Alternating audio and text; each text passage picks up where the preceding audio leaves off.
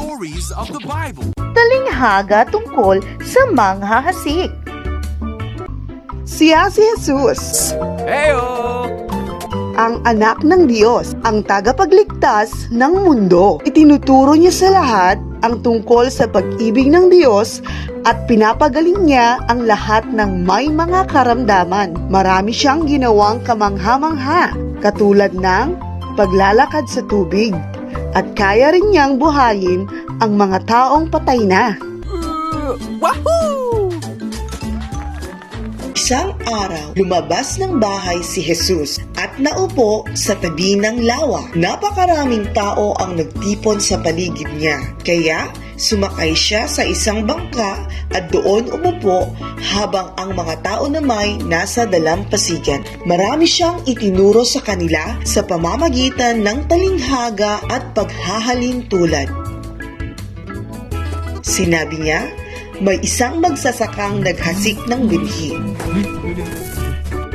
Sa kanyang paghasik, may mga binhing nahulog sa tabi ng daan. Dumating ang mga ibon at tinuka ang mga binhing yon. May mga binhi namang nahulog sa mabatong lugar kung saan walang gaanong lupa. Mabilis na tumubo ang binhi dahil mababaw ang lupa.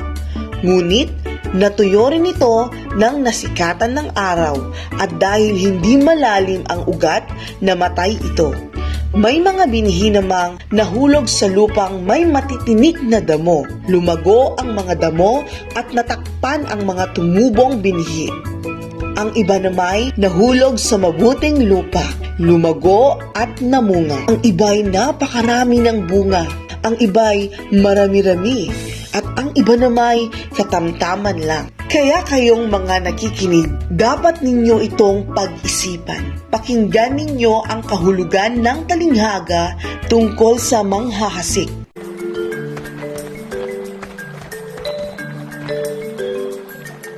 Kalaunan ay may lumapit na disipulo kay Jesus at tinanong kung ano ang kahulugan ng talinghagang ibinahagi niya.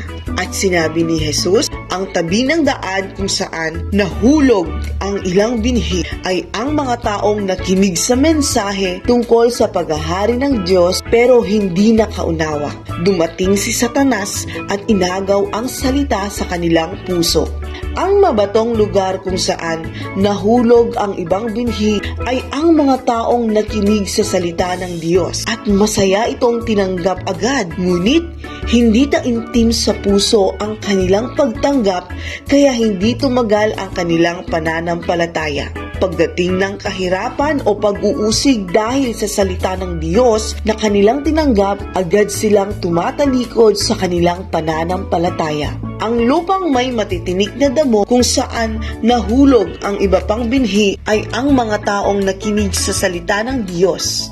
Ngunit dahil sa mga alalahanin dito sa mundo at sa paghahangad na yumaman, nakalimutan nila ang salita ng Diyos kaya hindi namunga ang salita sa buhay nila.